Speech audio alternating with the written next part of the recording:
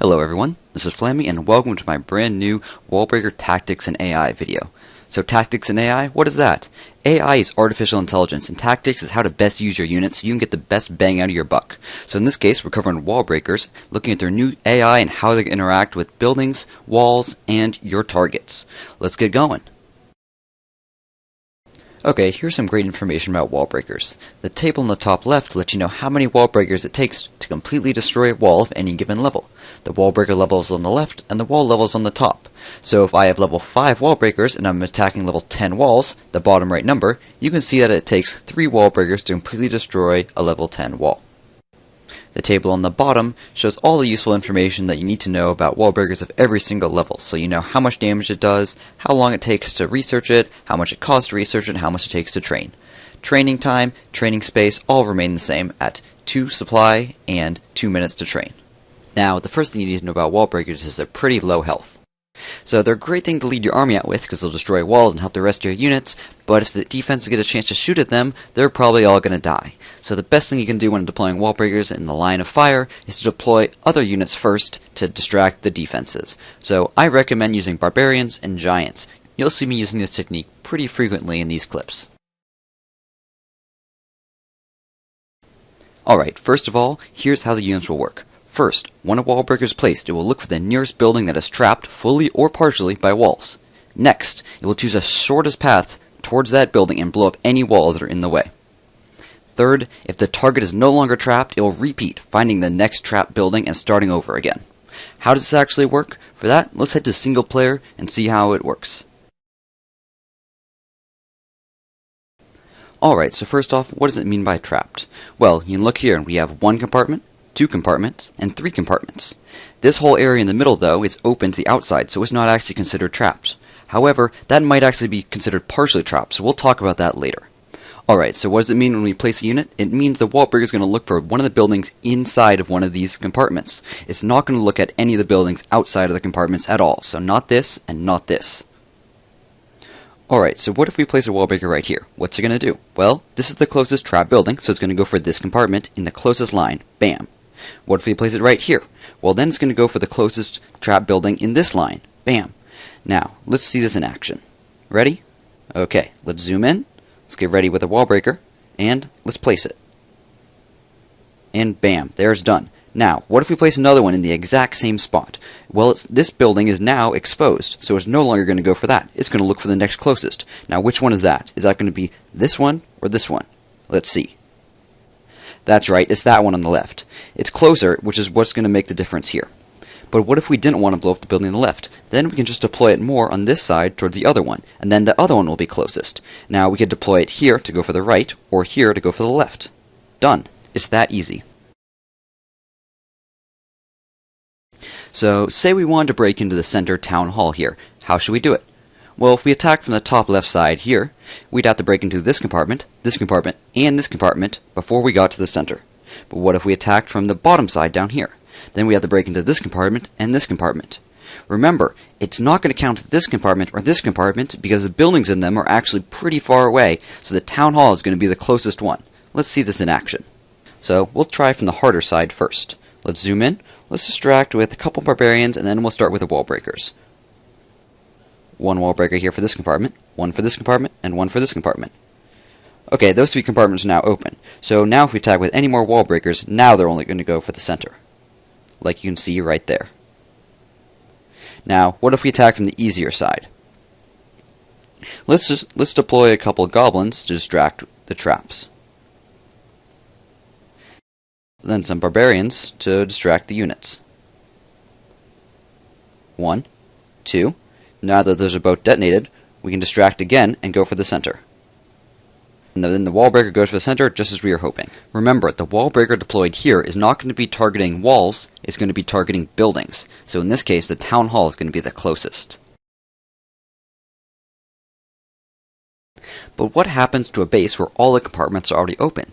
So in this base, there's only 1 compartment. It's very large, however. So if we bust into one spot, we can consider the compartment open. Let's show you that now. 1 distraction, and then 1 Wallbreaker to open it. Alright, so now it's open through this hole down here. Units can get in through the entire bit. But what if we want to attack this other side? Will a wall breaker still attack that wall? Yes, because this cannon up here is still considered partially protected. I'll show you that. Now it's open on two sides. What if we wanted the wall breakers to bust into the town hall in the center area? Is it faster to walk around this side or this side to get to the center? Well, it might still be considered partially protected, but is sort of getting on the edge. There's enough ways in that it might be shorter to walk around, therefore causing the wall breaker to look for a farther away target that's still partially protected. Let's try it out now and see if it's going to walk around or go through.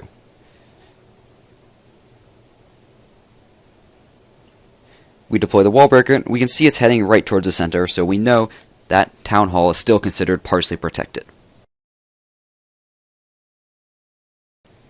But how far is that distance before it switches over between protected and not protected? Well, as you can see on this base, absolutely everything is only partially protected. Nothing's completely enclosed, so we know everything's going to be partially protected. We can test this with this mortar and this cannon on the bottom. So if we deploy a wall breaker right here, we can blow up this first wall to help out. Now, if we deploy a wall breaker right here, what's it going to go for? Well, the wall breaker is going to say, is this mortar closer or is this cannon closer? So what happens when we deploy a wall breaker right here? Well, first it's going to look for the nearest building, in this case the mortar, and it's going to count how many squares between it and the mortar, and that's going to determine if this mortar is partially protected or fully open. If it's close enough, that is, the number of squares is low enough, then it will look for the next target and see if that one is above the minimum required squares. Let's try it out here. If we deploy a wall breaker right here, it's going for the cannon, so we know that mortar's close enough. But what if we deploy the wall breaker a little farther away from the mortar? By a little bit of experimentation, we can tell how far the wall breaker needs to be to consider a defense exposed or not. So, how about here? Still going for the cannon. How about here? Still going for the cannon. How about here? Still going for the cannon. How about here? Still going for the cannon. How about here? Oh, it switched over. So, from right there, we can tell and count the squares. Okay, starting at the mortar, we have 1, 2, 3, 4, 5, 6 to this corner, 7, 8, 9, 10, 11 to right here, 12, 13, 14, 15, 16, 17 to right where it spawned, so it looks like about 17 squares. This means that when a wall breaker spawns, if there's a building that's 17 units away, then this building's considered closed. So if a building is 16 or 15 away, it's probably considered open. So in that case, if it's considered open, it will go for the next closest building. In this case, it would go for the cannon and the inner walls. You can use this to target wall breakers at specific walls inside bases. You just need to know approximately how many steps it will take the wall breaker to get there to know what it's going to target. Okay, let's switch over and talk about some advanced tactics. So the new wall breaker not only got an intelligence boost, improving its pathfinding and AI, but it also got an explosion boost, so it can now hit double thick walls. Let's go look at this now. If we deploy a wall breaker right here, it's not only going to detonate the first set of walls, it's also going to detonate the second set of walls. Now,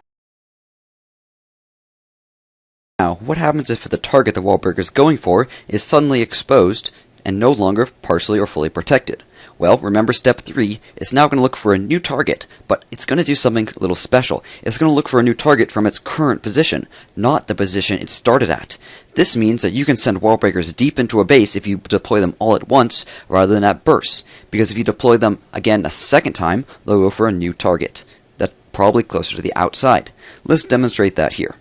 So we're going to go from right here and go for this archer tower and storage, where we're going to deploy enough wall breakers that they're going to go for this cannon next. Ready? Oops, lost a couple to that spring trap. Okay though, let's deploy some more. So as soon as I break into this mortar, where are they going to go for? They're going for the cannon. If we deployed more at that point, they'd go for the wizard tower because the wizard tower would be closer. Now for my last demonstration, we're going to look at this mock-up in my own base. So what if we wanted to attack this mortar right here? If we deployed wall breakers here, they're not going to go straight through this wall and then this wall, because remember in step 2, they'll choose the shortest path. So in this case, the shortest path is going to be around to this side or around to this side. But wait, I've set up these walls here, here, and here, here, here, and here, so that any wall breakers detonating here will be attacking stronger walls, so hopefully it will take more hits for them to get through. Additionally, you can also put these walls here to slow down giants that are attacking, because giants deployed here will do the exact same thing. They're going to look for the shortest way too. That would result in the giants attacking here and here. Now, this is a good defensive tip, but it's also good to know on offense, because you need to know that it's going to take more wall breakers to get into this. However, if someone on defense is a particularly clever person, they could do something like this. Put a spring trap here, take another spring trap, and put a spring trap here. Now, any wall breakers deployed here are going to probably hit one of these spring traps, and you're going to lose a lot more than you were probably expecting. So be careful. Alright guys, that's going to wrap up my wall breaker tactics and AI video. I hope you found this useful and now know how to use your new wall breakers to their fullest extent. If you enjoyed this, why not subscribe? I'm putting out both educational and entertainment videos for Clash of Clans every single day. By subscribing, you'll get notified of all my new content and be able to take your game to the next level. That's it guys, thanks for watching, have a great day and clash on!